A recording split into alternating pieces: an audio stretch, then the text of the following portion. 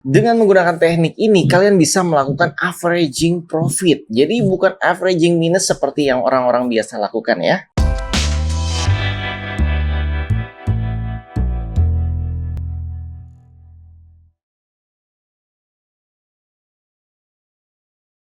Assalamualaikum Sobat Wiz TV. Oke, ini adalah materi lanjutan nomor 8 ya. Dimana pada materi ini itu kalian harus memahami dulu nih materi dari mulai nomor 1, 2, 3 sampai ke 8 yang saya jelaskan. Kalau misalkan kalian ada yang lengkap itu akan sulit memahami materi nomor 8 ini karena semua materinya saya buatkan secara urutan. Dan bagi sobat yang pemula dalam dunia trading dan kripto itu bisa join grup Telegram Wiz TV. Itu khusus pemula, ada di deskripsi video ini. Nanti di grup tersebut itu banyak reward ya, dari modal trading gratis, terus reward kompetisi bonus, reward voucher, modal gratis, pokoknya banyak banget. Kalian nanti joinnya di Telegram deskripsi video. Oke, sekarang kita akan memasuki materi ke-8 yaitu TKU. Jadi teknik kefahaman U. Sebelumnya kita itu membahas tentang zombie, ada juga TKJ, TKZ. Kalau kalian belum menonton video sebelumnya itu otomatis akan sulit memahami tentang TKU ini. Karena TKU adalah lanjutan dari materi sebelumnya, termasuk peraturannya mana valid, mana kerangka kerjanya, itu kalian harus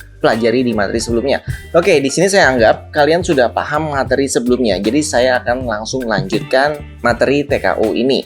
Oke, yang pertama ya, jadi ini kita contohkan ada yang valid, ada yang beresiko atau batal. Jadi saya contohkan dulu untuk TKU yang valid. Yang valid contohnya adalah ini kan bentuk TKJ ya, sel diakhiri dengan candle sell paling besar.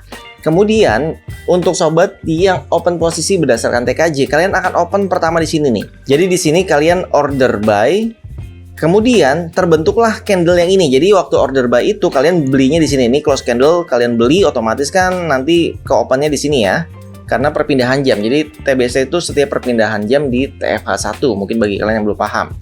Saat kalian sudah buy di sini, kemudian candle ini terjadi nih, terbentuk. Nah, syaratnya TKU adalah minimal candle yang valid adalah sepertiga candle sebelumnya. Jadi di sini candle terakhir TKJ ukurannya sekitar 53 poin, kemudian untuk candle buy-nya ukurannya sekitar 33 poin. Nah, ini ukurannya memenuhi syarat yaitu sepertiga besar dari candle sebelumnya. Valid ya. Jadi sobat udah open buy di sini. Kalian open lagi 1 jam kemudian di TKU ini, maka kalian opennya artinya ada di candle yang ini ya. Jadi ada 2 layer atau 2 open posisi dalam kondisi averaging plus. Di sini aja kalian udah profit ya di lembah, jadi sniper ya, kemarin materi sniper ini.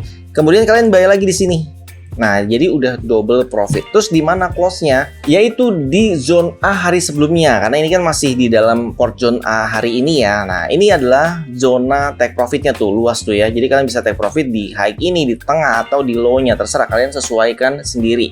Atau kalian bisa pakai materi zone B, di mana kalian bisa mengukur sejauh apa market itu akan berjalan. Jadi itulah pentingnya memahami semua materi yang saya berikan di episode sebelumnya.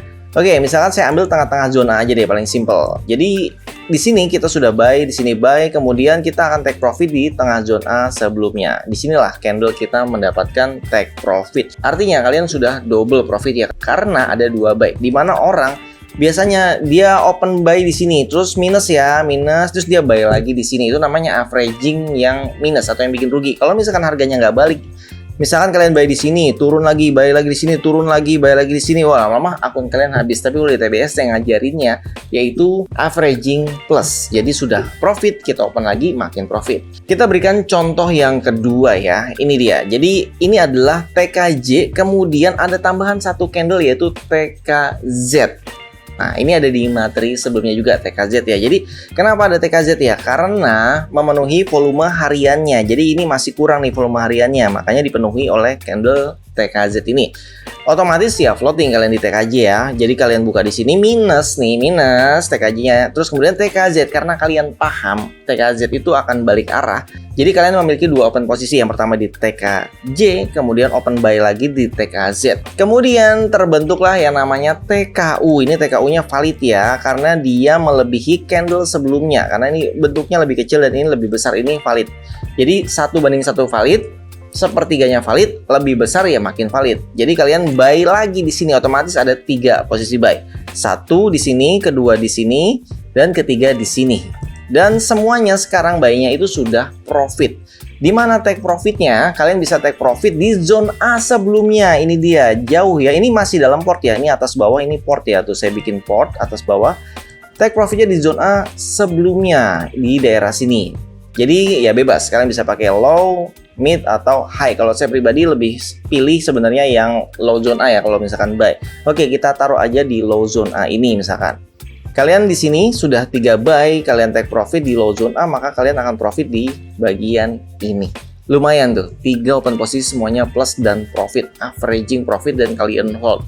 Di mana lagi ya kalian trading bisa kayak gitu. Biasanya 5 poin, 10 poin itu udah di close. Kalau 4 digit hitungannya 5 poin. Cuman kalau misalkan 5 digit itu hitungannya 50 poin. Tapi di sini kalian profitnya bisa gede banget. Kemudian ini adalah contoh ketiga ya. Jadi ini bentuknya sama, diakhiri oleh candle besar yaitu TKJ. Kita open posisi pertama di sini untuk TKJ-nya, kemudian valid dong, ya kan? Dia melebihi ukuran candle terakhir sebelumnya. Ya, kalau misalkan di bahasamu mungkin bahasanya engulfing ya.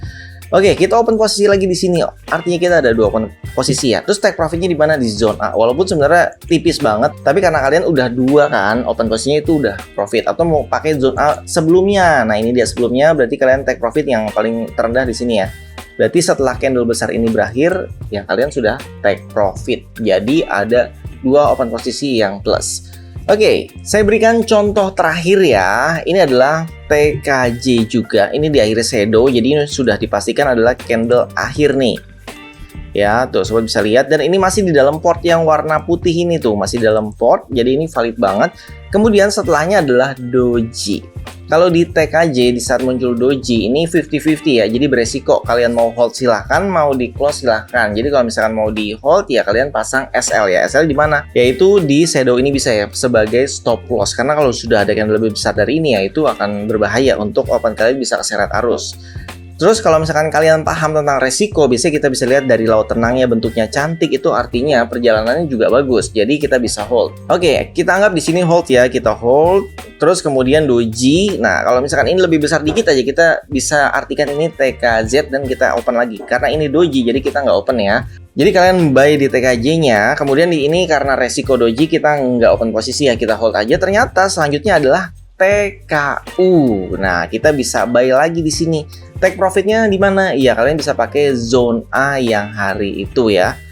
Walaupun dia sempat ke bawah arus karena ini biasanya sudah malam ya. Kalau malam itu ya market cuma sideways aja dan akhirnya kalian take profit di sini nih. Misalkan di low zone A kemarin ini udah kena take profit, di mid zone A kemarin juga profit, kalau di high ini nggak kena. Makanya saya lebih sering menggunakan patokan ya di low kalau misalkan buy atau di high kalau misalkan kita sell.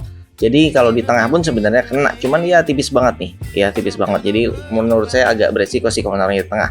Oke, jadi ada 2 open posisi yang take profit. Terus apa saja yang membuat TKU ini menjadi resiko atau batal? Oke, sudah saya siapkan ya. Ciri-ciri TKU yang beresiko atau batal. Jadi kalau saran saya di saat beresiko mendingan kalian exit aja, apalagi yang batal gitu kan, otomatis marketnya nggak mengikuti arah dari candle TKU tersebut.